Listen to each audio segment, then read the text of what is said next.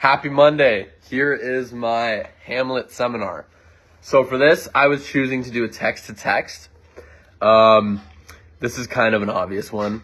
I'm going to be connecting Hamlet to the Lion King. First, we're going to look at characters. So Simba is very similar to Hamlet in the way in which his father dies, and he ends up having to maintain the family throne and avenge his name. And then I'm going to look at King Hamlet. King Hamlet is your Mufasa, your King Mufasa. They're both kings, and they were both murdered by their brother. And then we'll look at Claudius, being Scar, the uncle who yearns for power, is jealous, and is driven by hatred, and they both kill their brother to seize their throne and their power. So then I'll look at the congruency in plot. So Claudius poisons King Hamlet, much like how Scar kills King Mufasa during the wildebeest stampede. Hamlet is then denied of the throne as Claudius becomes king. Then, believing that his father's death was his fault, Simba flees, allowing Scar to take over Pride Rock.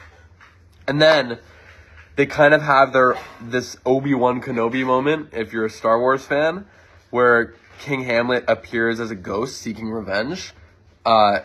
It's more kind of for the Lion King one, the Star Wars reference, when Mufasa appears in the sky, telling Simba to remember who he is and reclaim his peace. That's kind of the shared moment there. So then we look at Hamlet questioning his own moral compass, right? He doesn't know if it's morally right to go through with this and seek revenge. In a similar way, Simba fears returning. He grows old, he's grows older, and he doesn't really want to face his past. He doesn't really know if he's ready.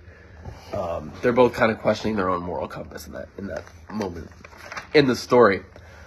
So then we have Claudius ruling Denmark, much like Scar ruling the Pride Lands, and he brings them into kind of like a decline at that moment.